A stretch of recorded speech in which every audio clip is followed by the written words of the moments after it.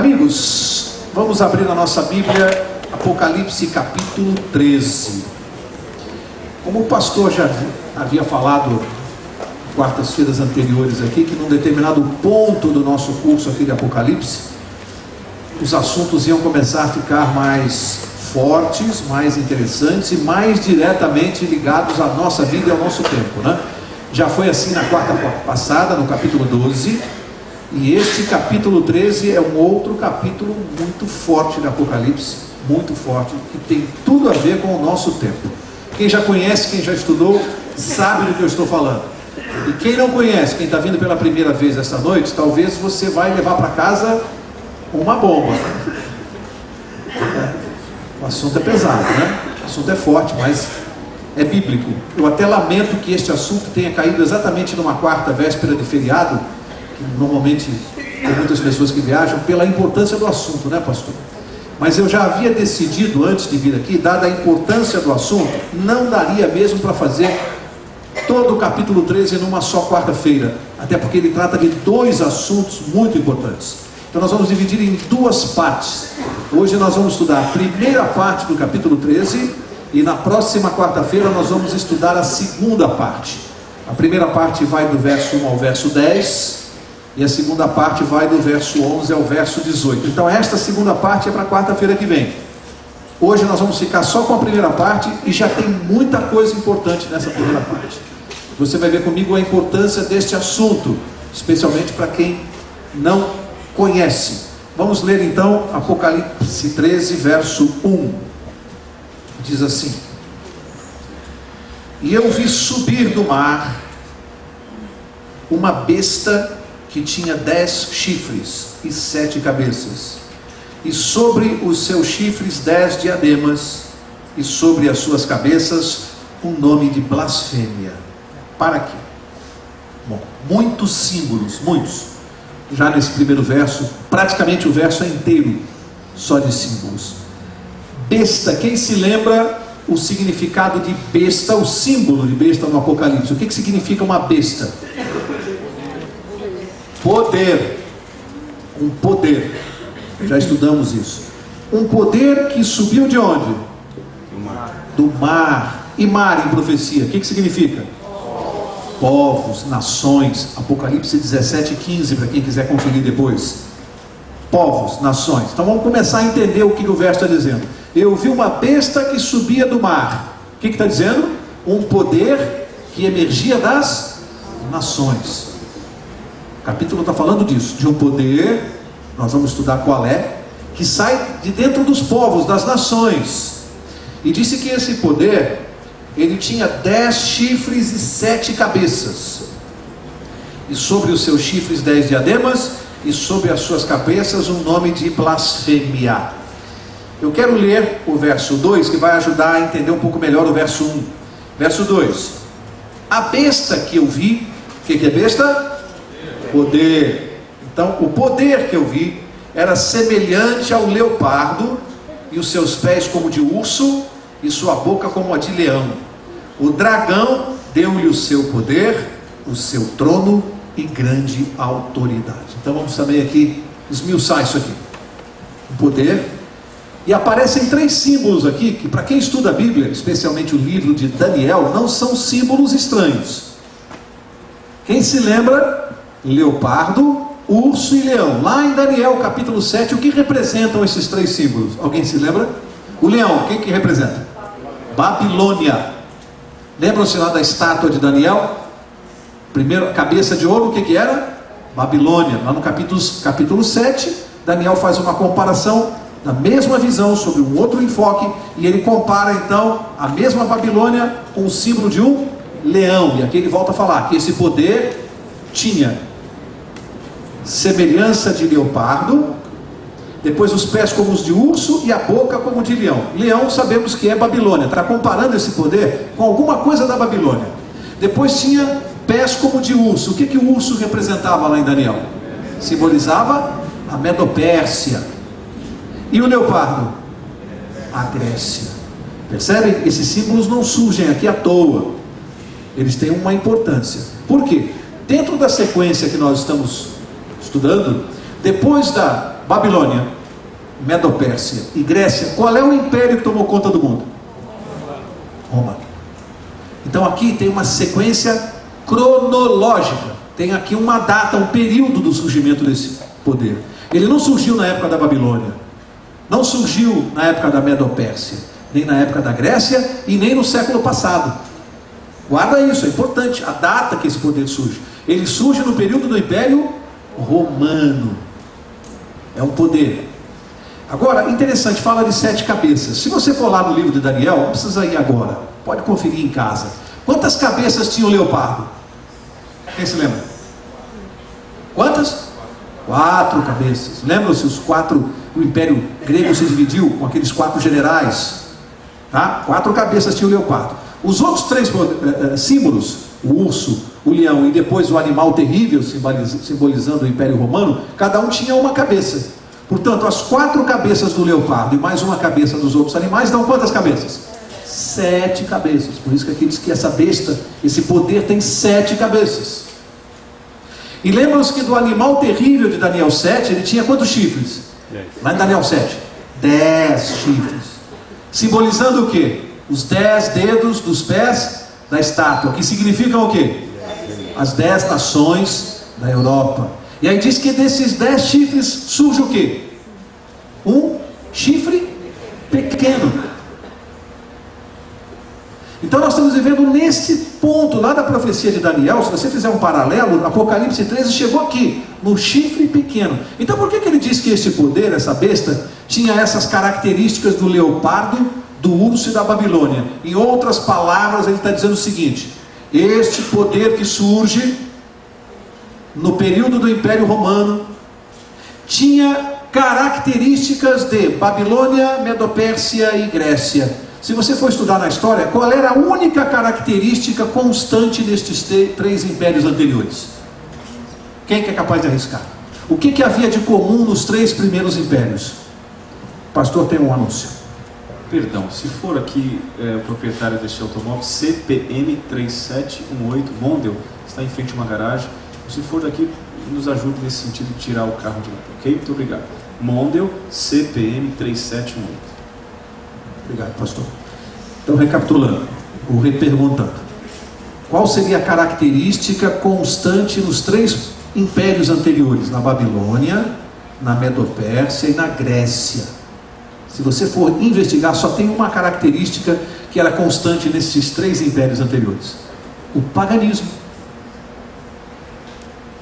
Então, quando está se referindo dessa besta que vem agora, com essas características, algumas do leopardo, outras do urso e outras do leão, o que a Bíblia está dizendo é o seguinte: é que essa besta que surge agora, ela traz também com ela, como marca, o paganismo. E isso vai ficar grave para nós, porque ao seguirmos no estudo, os versos seguintes vão indicar que esse poder, ele não é um poder civil. Você vai ver já já, claríssimo na Bíblia. Ele não é um poder civil que surge, é um poder religioso. Então fica complicado entender que a Bíblia está dizendo que um poder religioso surge e traz na sua característica o paganismo. Mas é fácil de entender, porque no verso 2 eu acabei de ler: quem deu o seu trono e a sua autoridade para este poder? Eu li. O dragão. Quem é o dragão em Apocalipse? Apocalipse 12, 9. Está lá a identidade do dragão. Quem é? Diabo, Satanás. Portanto, vai entendendo aí.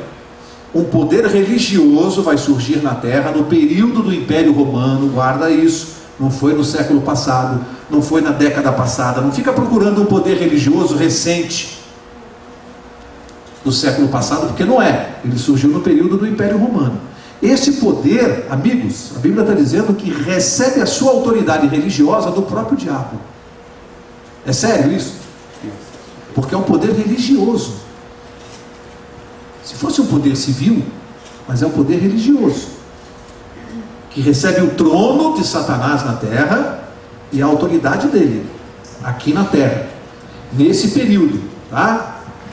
Agora, eu quero que você marque essa página de Apocalipse, que nós vamos voltar no Apocalipse 13, marca aqui, mas eu não posso deixar de mostrar uma profecia que está em 2 Tessalonicenses, capítulo 2, e vamos ver o que é que Paulo já tinha dito lá atrás. que ele já tinha dito a respeito desse poder? Paulo também falou desse poder. Paulo falou. 2 Tessalonicenses, capítulo 2, o verso é o verso 9. 2 Tessalonicenses 2,9. Olha, praticamente a mesma coisa que Paulo falou. 2,9 diz assim, ó: a vinda desse iníquo, está falando desse poder, se você ler o capítulo inteiro você vai ver.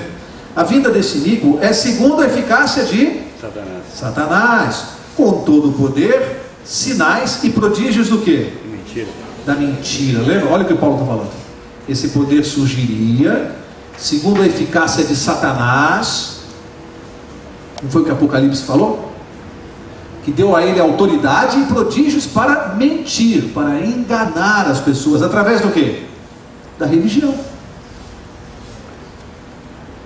Então nós vamos ter que estudar agora, por isso que eu falei que o estudo dessa noite era um pouco pesado, porque nós estamos estudando a respeito de um poder religioso antigo, que vem desde Roma, e que recebeu a autoridade do próprio Satanás, para enganar as pessoas. Veja como o assunto é delicado, e a gente precisa saber disso aqui.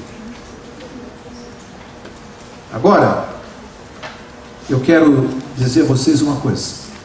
Esse poder, como recebeu a autoridade de Satanás, eu preciso lembrar a vocês que nós já estudamos aqui uma característica peculiar da maneira de agir de Satanás. Quem se lembra como é que Satanás agiu lá no Jardim do Éden? Ele apareceu para Eva, ele mesmo conversando, e falou: eu sou Satanás e eu vim te visitar. Foi assim? Não. O que ele fez? Usou um intermediário, usou uma serpente e se incorporou nela. Primeira sessão espírita que se tem notícia no mundo, a incorporação de Satanás numa serpente, e passou a falar. Portanto, é importante a gente entender isso, para entender como ele age no mundo. Como ele é invisível, eu e você precisamos saber que o diabo age sempre através de intermediários humanos. Precisa compreender isso. Ele utiliza intermediários, um poder religioso, muitas vezes usou também governantes, reis. Lembram-se de Herodes? Foi usado por Satanás, sim ou não? Sim. Para matar todas as crianças com menos de 2 anos, os meninos. Agora aqui vem uma notícia que ele dá o seu poder e a sua autoridade a esse poder religioso. E ele utiliza, como ele usa um intermediário, esse poder religioso passa a atuar na terra como intermediário de Satanás. A Bíblia está dizendo isso. Então a gente precisa ter cuidado ao identificar esse poder pelas características bíblicas. Vamos seguir. Agora, nós voltamos lá para Apocalipse 13, vamos ler o verso 3. Volta lá, página que você marcou. Apocalipse 13, 3. Ainda falando desse poder, né? Está começando a dar características. Vamos avançar no estudo. O capítulo 13 é um estudo específico desse poder. Tudo que nós falarmos aqui está relacionado com esse poder. Vamos ver mais características dele. Diz assim, ó: então vi uma de suas cabeças como golpeada de morte, mas a sua chaga mortal foi curada. Toda a terra se maravilhou seguindo a besta. Vamos ler o 4 junto, que vai ajudar a analisar os dois juntos. O 4. E adoraram o dragão que deu à besta a sua autoridade. E adoraram a besta, dizendo: quem é semelhante à besta? Quem poderá batalhar contra ela? Amigos, a chaga mortal, diz aqui que houve uma chaga mortal em uma das cabeças. Quantas cabeças tinha a besta? 7. Já vimos que as 4 eram do leopardo, portanto Grécia, nada a ver. A outra era do urso, Pérsia, nada a ver. A outra era do leão, Babilônia, nada a ver. Qual que sobra? A cabeça de Roma. Essa cabeça foi ferida. Aí você vai para a história, porque nós já estudamos isso aqui em outros estudos, mas a gente vai para a história. E aí a gente descobre que em 1798, estudamos isso aqui, já em 2 ou 3 capítulos de Apocalipse, o representante, eu vou procurar evitar até o limite possível citar que poder religioso é esse. Eu vou tentar usar metáfora. Eu deveria dizer aqui para ficar mais fácil, mas eu vou tentar só falar das características bíblicas e deixar vocês só pelas características bíblicas, sem a minha indução, concluírem que poder pode ser esse. Então, a chaga mortal. 1798, já estudamos aqui que o representante máximo desse poder foi preso na França. A chaga mortal. Mas diz que ela foi curada. A ferida foi curada. Aí quando você vai para a história, você descobre que Benito Mussolini, na Itália, sabe o que ele fez em 1929? Ele devolveu as terras para esse estado comandado por esse poder, que fica dentro de um país. Por isso que a Bíblia diz que a chaga mortal está sendo curada. Porque esse poder, que perdeu o seu poder temporal, vamos dizer assim, no mundo, durante mais de um século, recebe de volta a autoridade através de Mussolini. Isso é história pura, gente. Estou dando a data, 1929. Nem vou dizer o nome do tratado que devolveu essas terras, porque eu vou ter que usar uma expressão que vai facilitar identificar. Eu vou evitar. Mas o nome do tratado ajudaria muito. Vamos seguir até onde a gente puder, tentando... Eu vou tentar não revelar o nome para vocês descobrirem sozinhos pelas características. Aqui diz que toda a terra, final do verso 3, toda a terra se maravilhou seguindo a besta. Diz que, sabemos que é um poder religioso, toda a terra, diz o verso, se maravilhou seguindo a besta. Depois que essa ferida está sendo curada, nessa segunda parte, nesse segundo período de atuação desse poder, diz que a terra se maravilhou e passou a seguir esse poder religioso. Maravilhada, esse é o termo que a Bíblia utiliza. E a coisa aqui começa a ficar mais importante quando diz assim, no verso 4: e adoraram o dragão que deu à besta a sua autoridade. Por que adoraram o dragão? Eu não disse que ele usa o intermediário? Essa adoração é indireta. Já que Satanás não consegue a adoração direta de cada um de nós, ou das pessoas, em geral, ele não consegue ser adorado diretamente. É complicado, a não ser que a pessoa se declare satanista.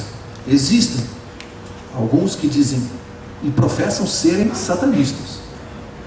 Tem gente que faz pacto com o diabo para ganhar dinheiro e ficar rico. Não sei se você já conhece histórias assim. Eu conheço pessoas que fazem pacto, especialmente no mundo artístico.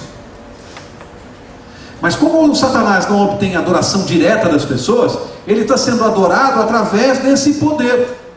Então diz aqui: adoraram o dragão que deu à besta a sua autoridade. E adoraram a besta também, por via de consequência, este poder religioso. E o que dizem nessa adoração?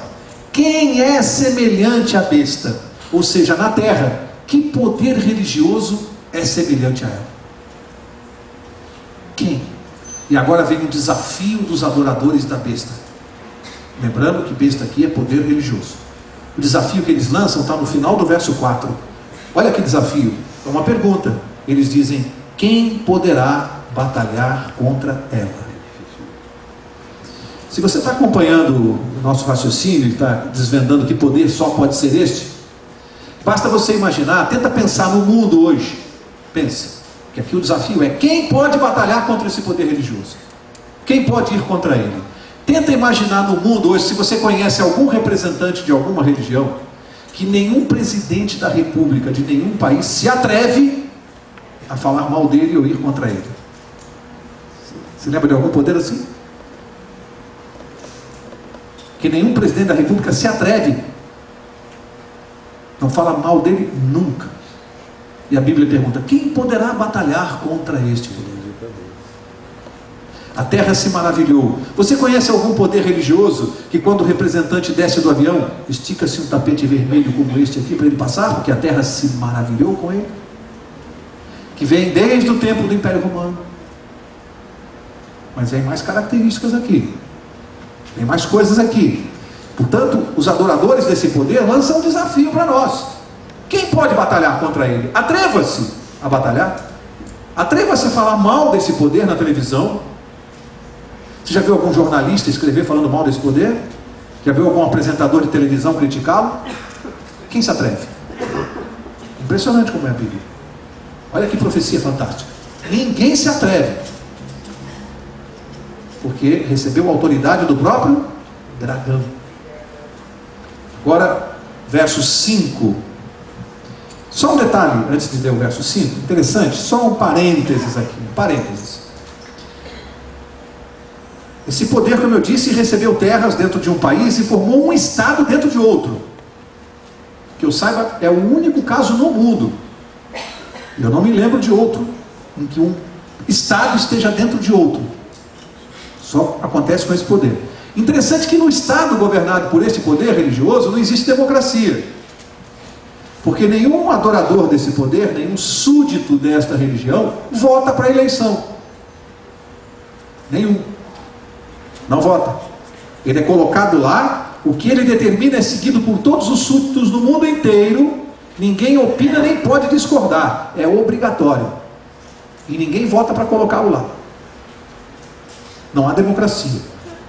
E o que ele determina é lei para todos os seguidores. Não há democracia. Ou seja, as pessoas que seguem este poder são como robôs autômatos, não podem fugir dos dogmas, não podem opinar, e o passado revela que quando discorda, é eliminado. Nós vamos chegar um pouquinho mais adiante nisso. Ou seja, domina as consciências das pessoas e não tem liberdade religiosa. Mas eu vou seguir. Verso 5. Verso 5 diz assim: foi-lhe dada uma boca, a esse poder, foi dada uma boca para proferir arrogâncias e blasfêmias. Deu-se-lhe autoridade para continuar por 42 meses. Este poder profere arrogâncias e blasfêmias. Uma blasfêmia só pode ser dirigida contra quem? Se é blasfêmia. Contra Deus. Só pode ser contra Deus. Blasfêmia só pode ser contra Deus. Diz que esse poder foi dado a ele uma boca para falar, e o que ele fala, ele profere arrogâncias e blasfêmias. Veja, é um poder religioso, falando contra Deus. Então surge uma pergunta: como é possível um poder religioso falar contra Deus e ser seguido por milhões na terra?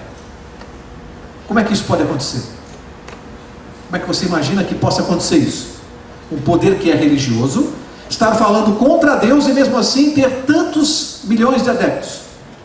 Nós precisamos entender biblicamente o que é considerado blasfêmia, para entender o que é blasfêmia, para a gente poder entender o que esse poder possa estar fazendo, que a Bíblia considera blasfêmia e que a maioria dos seguidores não conseguem perceber. O que é uma blasfêmia? Vamos ver aqui. Abre no Evangelho de João, marca essa página aqui, deixa a própria Bíblia explicar para nós o que é uma blasfêmia. Evangelho de João, capítulo 10. João 10. Olha que coisa interessante aqui. Quero ler o verso 33. João 10, 33. Não, vamos ler o 31 para poder dar sentido à frase toda. João 10, 31. Diz assim: Jesus estava aqui debatendo com os judeus em praça pública, e aí ele disse assim, verso 30, eu e o Pai somos um.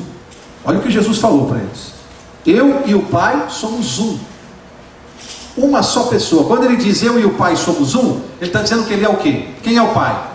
Deus. Se ele está dizendo que eles são uma só, um só, Jesus está dizendo que ele é quem? Deus. Ele olhou para os judeus e disse: eu sou Deus tanto quanto o Pai. Vamos ver o que eles responderam, verso 31. De novo os judeus pegaram em pedras para apedrejá-lo. Só uma informação aqui. Nesse tempo aqui, é bom a gente entender, porque se alguém escrevesse hoje que alguém pegou em pedra para apedrejar alguém na Praça da República, é uma coisa. No tempo de Jesus, quando falava que pegava em pedra para apedrejar, era o seguinte: eles pegavam aqueles paralelepípedos, eram pedregulhos, e apedrejavam até matar. É diferente de hoje. Se você falar assim, apedrejar uma pessoa, é pegar umas pedrinhas na rua e mandar pedra, não é? No tempo de Jesus, não. Eram uns pedregulhos que eles matavam. Então, quando fala que pegaram em pedras para apedrejar Jesus, está dizendo assim, tentaram matá-lo. Por quê, hein? Verso 32. Mas Jesus lhes disse: tenho-vos mostrado muitos grandes milagres procedentes de meu Pai. Por qual deles me apedrejaste? Jesus cutucou, né? Vocês querem me matar? Estão me apedrejando? Eu tenho só mostrado milagres de Deus. Por qual destes milagres vocês querem me matar? Resposta dos judeus. Olha só. Responderam os judeus: não te apedrejamos por nenhum milagre, mas pela blasfêmia, porque tu, mero homem, te fazes Deus a ti mesmo. O que é uma blasfêmia? Um homem se dizer Deus. Isso não é uma blasfêmia mesmo? Imagine eu chegar aqui para vocês, começar a pregar e dizer que eu sou Deus. Isso é uma blasfêmia. Como Jesus disse, eu como Pai sou Deus, eles disseram que era uma blasfêmia. No caso de Jesus, eles estavam errados. Por quê? Porque Jesus era mesmo e é Deus. Só no caso de Jesus, que eles não estavam mentindo. Mas qualquer outro ser humano que aparecesse dizendo eu sou Deus, ou estou no lugar de Deus, ou sou o substituto de Deus, ou sou o representante de Deus, isso é uma blasfêmia. Aí a Bíblia diz que esse poder proferiria arrogâncias e blasfêmias. Ou seja, o representante desse poder, o que ele ia dizer? Eu sou substituto de Deus na terra. Será que a profecia errou? Você conhece algum poder religioso que o seu representante máximo diga que é o substituto de Deus na terra? Você conhece? A Bíblia diz que isso ia acontecer. A Bíblia diz. Vamos seguir? Verso... Nós estamos no 5 e no 6, não é isso? Eu ia ler uns textos aqui, mas não vou ler não, porque são muito pesados e eu não quero ferir convicção de ninguém. Eu vou pular esses textos que eu tinha trazido, porque são pesados demais. Então, eu quero ler com vocês. Vamos pular aqui, ó. Há uma outra blasfêmia, além de... Tem tantas na Bíblia, mas tem mais uma. Algum homem pode perdoar pecado de outro homem? Não, segundo a Bíblia, isso também é uma blasfêmia. Um homem, um ser, eu não posso perdoar pecados de alguém que é igual a mim, homem como eu. Isso é uma blasfêmia. Por que é blasfêmia? Porque aqui diz que blasfemaria também. Isso está até no estudo da quarta-feira que vem. Vou falar mais na próxima quarta-feira. Mas lá no santuário celestial, o que Jesus está fazendo no lugar santo? Antes de entrar no Santíssimo, que ele já entrou. O que ele está fazendo no santo? O que ele fazia no santo? Intercessão. Pelo quê? Pelos nossos pecados. Quando um homem aqui na terra diz que pode perdoar pecados, ele está blasfemando o ministério de Cristo no santuário celestial. Guarda isso. Porque este é o ministério de Jesus no santuário celestial. Portanto, eu aqui jamais, eu não posso fazer isso. Isso é trabalho de Cristo no santuário, o perdão de pecados, e não do Mauro Braga aqui na terra. Portanto, por isso que a Bíblia considera isso algo muito grave, porque esse trabalho é exclusivo de Cristo, de mais ninguém. Daí a seriedade, porque a gente às vezes pode ser induzido a pensar, bom, tá bom, mas também que mal há perdoar o pecado das pessoas? Que mal há você blasfemar o ministério de Cristo no santuário celestial, o ministério sagrado? Isso é coisa muito grave, principalmente quando você sabe que quem está por trás do poder é o próprio dragão. Portanto, não há nenhum inocente aqui. O assunto é com Jesus, é direto, é pessoal. Afinal, Satanás tem bronca de quem? De Cristo. Usa um poder religioso para enganar as pessoas na terra e desmantelar o ministério de Cristo no santuário celestial. Isso aqui não é coisa à toa não, gente. No mundo espiritual, isso aqui é coisa muito séria e muito grave.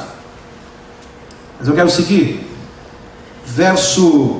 O verso 6, eu pulei... Não, vamos voltar lá no final do 5, que eu estou pulando algumas coisas. O tempo de duração desse poder. Aqui fala que Deus-lhe autoridade para continuar por 42 meses. Final do verso 5. 42 meses, nós já estudamos aqui. Vou voltar a falar como é que se calcula isso. Quantos dias tem um mês? 30. 42 meses é 30 vezes 42. Dá 1.260 dias. Um dia em profecia equivale a quê? Um ano. Portanto, nós estamos falando de 1.260 anos e já cansamos de estudar esse período aqui na Bíblia. Percebe como bate? Fez guerra contra o povo de Deus, perseguiu os santos. Interessante que aqui diz que são os santos. Deus chama de santos aqueles que esse poder chamava de hereges. Os mesmos que o poder chamava de hereges, Deus diz que são santos. Portanto, esse poder perseguiu e matou quem? Santos de Deus. É importante saber isso. Que não era qualquer pessoa não, era povo de Deus, povo que vai estar, com certeza, na nova terra. Esses que foram perseguidos e mortos aqui estarão na nova terra. Aqueles que são fiéis a Deus. Por que morriam, hein? Que crime eles cometiam? Para serem perseguidos e mortos por um poder religioso. Gente, não é uma ditadura, não é um poder civil, não é uma ditadura política. Isso aqui que nós estamos lendo é de um poder religioso. Matava as pessoas por quê? Adorava a Deus. Porque eram fiéis a Deus. Só, não tem outro argumento. Somente por serem fiéis a Deus. É fiel a Deus? Não aceita que a autoridade de um homem esteja acima de Deus? Morre. Morre, não por isso. Ou adora esse poder religioso ou morre.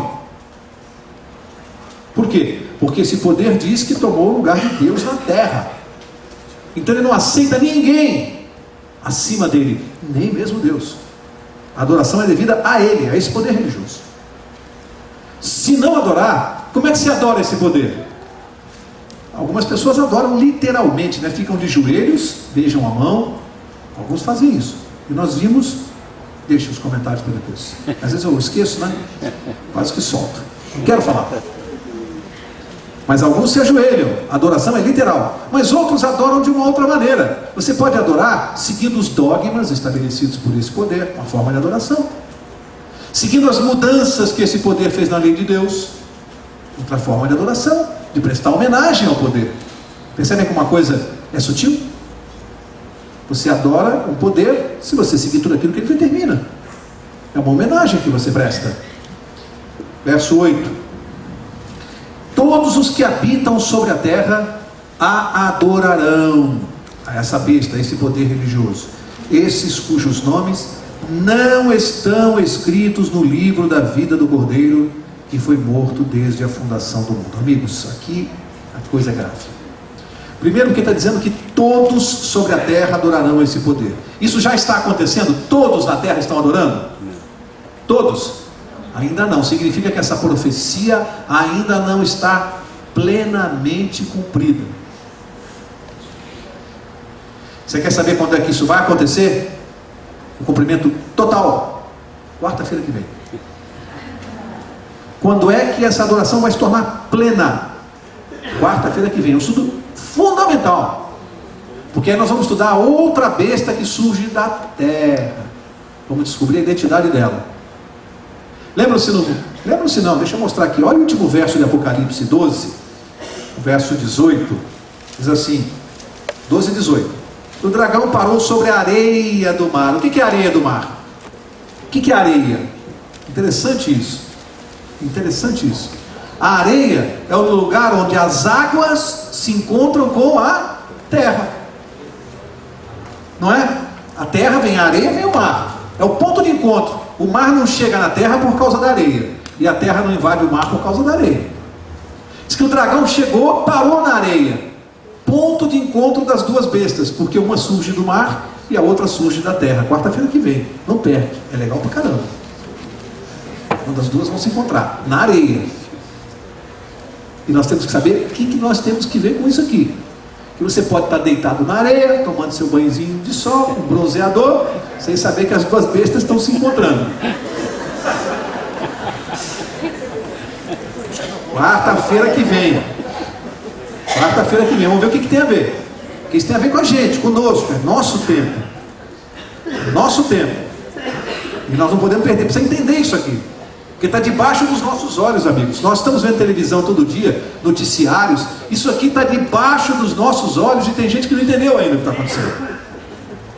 Está todo dia na televisão, você vai ver essa profecia aqui. Todo dia. Só que vai chegar um momento que esse poder vai ter adoração plena.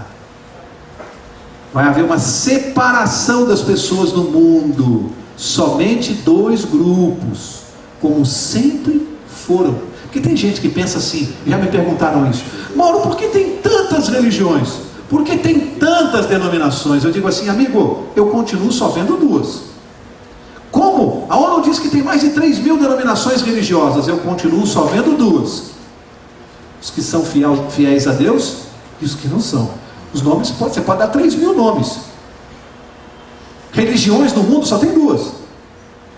E vai terminar o mundo assim, dividido em dois grupos: os que são fiéis a Deus e os que não são. Aí diz que estes que adoram a besta não estão escritos no livro da vida do Cordeiro. Não é o Mauro Braga que está dizendo, é a Bíblia. Aí tem gente que vai sentada aí olhando para mim e fala: ih, mas peraí, mas eu tenho um parente que é muito sincero que está lá. A minha mãe é sincera. Você está preocupado com o quê? A Bíblia diz que Deus perdoa o tempo da ignorância. A pessoa que não sabe, Deus não vai cobrar o que ela não sabe. Mas a partir do momento que souber isso que nós estamos estudando aqui, aí Deus vai cobrar. A partir do momento que a pessoa souber e continuar adorando esse poder, o seu nome será riscado. Riscado não, nem será escrito no livro da vida. Vai haver um momento claro em que isso vai acontecer? Para as pessoas que ainda não ouviram, vai haver quarta-feira que vem. Quarta-feira que vem, você vai saber. Não é importante saber isso? Acho que todos nós temos parentes nessa situação. Será que vai haver um momento para eles? Vem aqui quarta-feira, você vai ver. O mundo será dividido entre os que são fiéis a Deus e os que não são. Sabe por quê? Não vai ter mais enganação. Não vai ter mais. Vai ficar muito claro. Deus é demais. Vai ficar muito claro. Quem é fiel, toma o lado de cá. Quem não é, vai para lá. É como se fossem essas duas fileiras aqui, ó.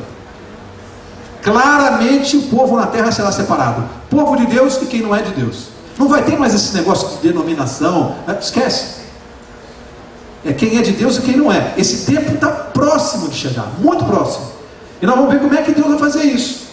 Lembra-se que no capítulo 7 eu falei do selamento? Agora vocês vão ver o que tem a ver. Vamos ver o que tem a ver o selamento. Como é que Deus vai selar isso? Tudo isso na próxima quarta. E eu quero ler os dois versos que faltam. Verso 9 diz: se alguém tem ouvidos, faz o quê? Ouça. Sabe, se alguém tem ouvidos, essa tradução poderia ficar muito boa se fosse assim: se alguém tem consciência, ouça. Porque as pessoas que não têm consciência do que está acontecendo, Deus não vai cobrar nada delas. Tem muita gente sincera em todas as religiões, sim ou não? Sim. Muita gente sincera. Muita gente, porque não tem consciência do que está acontecendo. Mas no momento que tem consciência, aí Deus vai cobrar. Por isso, amigos, que o fato de a gente conhecer a verdade, que é um privilégio para nós sabermos tudo isso aqui que a gente está aprendendo. Fala a verdade. É um privilégio, somos escolhidos para sabermos tudo isso que nós temos de revelação. Mas esse privilégio implica numa responsabilidade. Quanto mais eu sei, mais Deus vai cobrar de mim. E não adianta, tem pessoas, eu sempre brinco assim, tem gente que fica olhando, né, pastor, e fala: ih, mas então eu não devia estar fazendo esse curso. Eu não estava sabendo de nada. Mas não é isso que eu estou falando. Não é isso que eu estou falando aqui. Uma coisa é você não saber, outra coisa é você não querer saber. Isso é outra coisa, amigo. Deus não vai perdoar quem não quer saber. Ele providencia para que você saiba. Agora, se você não quer assumir um compromisso com Ele, você vai responder por isso. Porque você não está aqui à toa. Alguém acredita que veio parar aqui à toa? Pelo acaso? Não, é Deus que nos traz. Olha, hoje você não vai naquele lugar que você ia, não, hoje você vai lá saber uma coisa que você precisa saber. Agora, cuidado, Deus está falando. A partir do momento que você souber, olha o que você vai fazer com essa informação. Então, essa questão que a gente ensina aqui é complicado, porque a cada estudo eu assumo um compromisso com Deus, a cada estudo. Se eu descubro que a guarda do sábado é um mandamento de Deus e que eu tenho que guardar o sábado e eu continuo não guardando, a minha situação é perigosa. É perigosa. Porque aí você tem consciência. Se eu descubro que eu não posso adulterar e continuo adulterando, a minha situação é perigosa. Eu sempre digo, Deus nos salva do pecado. Deus não nos salva no pecado. Salva do, e não no. O que é estar no? Eu estou no pecado e não saio dali e continuo, permaneço. Estou recebendo informação e permaneço no pecado. É diferente daquele que saiu, mas por uma fraqueza, tropeçou ali na frente, caiu, levantou, seguiu a vida cristã. Daqui a pouco na frente, por uma fraqueza, caiu de novo. Ele não está no pecado. Ele pode cometer pecado, mas não está no. Agora, aquele que permanece violando os mandamentos de Deus, esse está no pecado. E Deus não vai salvar ninguém no pecado. Portanto, se alguém entrou aqui essa noite e de repente está imaginando assim: meu Deus, perdi minha salvação, não estou escrito no livro da vida do Cordeiro. Não, quem disse isso para você? Você vai levantar daqui uma oração, vai falar com Jesus, e nós vamos fazer isso aqui já já, o pastor vai fazer, o pastor vai interceder. Basta uma oração, um pedido de perdão e um compromisso com Deus de sair, de se mover, de se mexer, sair do pecado, e a salvação chegou para você. Eu não ouvi amém. Basta isso. Então você está preocupado com o quê? A salvação, a justificação é um ato de 10 segundos, 15 segundos, é uma oração. O último verso 10, para encerrar, diz assim: se alguém deve ir para o cativeiro irá. Se alguém deve ser morto à espada, é necessário que a espada seja morto. Nisto repousa a perseverança e a fidelidade dos santos. E aqui mais uma vez é profecia, porque dissemos que o representante desse poder foi preso em 1798. Se alguém tem que ir para o cativeiro, vá. Profetizou. Como é que aconteceria? Era problema de cadeia, foi o que aconteceu. Mas diz que pela espada será destruído esse poder. Ou seja, este poder não será eliminado da terra pelo braço do homem. Esqueça. Só por uma intervenção divina. E virá em breve. Vai cair a Babilônia. Capítulo 18, nós vamos estudar. Vai cair a Babilônia. Por intervenção de Deus. Porque por intervenção humana não há como derrotar esse poder. Humanamente não há. Só por intervenção de Deus. O que nós temos que fazer é sair da fileira daqueles que o adoram. Eu quero encerrar com uma ilustração que não serve só para quem eventualmente... Aliás, eu quero dizer aqui para quem não sabe, quem veio aqui pela primeira vez essa noite, quero dizer que até os meus 40 anos eu também andei nas fileiras deste poder religioso, tá? Quero dizer para vocês isso. Como acho que muitos de nós. A partir do momento que eu tomei conhecimento, consciência, ouvi a palavra de Deus e segui o conselho. Eu quero terminar com a história interessante que eu li. Como é que se escraviza porcos. Engraçado, porque você pega o milho, você procura um lugar adequado e coloca o milho ali, os porcos vêm comer, você vai dando milho para ele. Ele vem ali e come. Ele vai se acostumando, todo dia você põe milho no mesmo lugar. No mesmo lugar. Põe ali, o porco vem, come, eles vão vir e vão comendo. Depois de algum tempo, sabe o que você faz? Você coloca o lado esquerdo da cerca assim perto. E põe o milho. Os porcos estão acostumados a virem comer na sua mão, então eles vêm e continuam comendo ali. Você põe a cerca de um lado. Aí você põe a cerca do outro lado. E os porcos continuam vindo comer. Estão habituados. Aí você põe a parte de trás da cerca. Ele vai continuar vindo. Pode fazer o teste. E aí você fecha a cerca com eles dentro e abre uma porta. Interessante que no dia seguinte, com a porta aberta, eles vão entrar pela porta e vão continuar comendo milho lá dentro, porque estão acostumados com isso. Até que um dia você fecha a porta e eles não saem mais. E sabe o que acontece com eles? Nada. Vão continuar ali. Basta você botar o milho todo dia, eles vão ficar presos ali. Se acostumaram com a escravidão e vão continuar comendo milho como se nada tivesse acontecido. Porque os porcos se acostumam facilmente com a escravidão. Às vezes isso acontece com seres humanos. O diabo fica dando porcaria, doutrina suja, imunda, e a gente fica comendo na mão dele, vai se acostumando, e aí ele põe uma cerca, põe a segunda, e a gente continua. Aí um dia ele fecha, nós ficamos escravos daquela doutrina, daquele pensamento, daquela filosofia, nos acostumamos com essa vida medíocre e não saímos. Acostumados, sem questionar, sem parar para pensar. Mas por que eu estou fazendo isso aqui? Estou fazendo o que me acostumei a fazer. Porque a minha avó fazia, a minha mãe fez, eu aprendi a fazer, ensinei meus filhos. E eu vou continuar fazendo. Sem pensar. Sem questionar, sem analisar. É isso que o diabo faz. Ele escraviza sem deixar você pensar. Quarta-feira que vem, não perca. A segunda parte desse estudo é fundamental para entender. Eu vou pedir para o pastor encerrar com a oração, pastor. Mas a oração dessa noite em especial é que se alguém aqui essa noite, pastor, se sentiu ou se sente perdido, coloque essas pessoas na mão de Deus e faça entender, sair daqui mais leve, sabendo que por uma oração qualquer pessoa pode se salvar.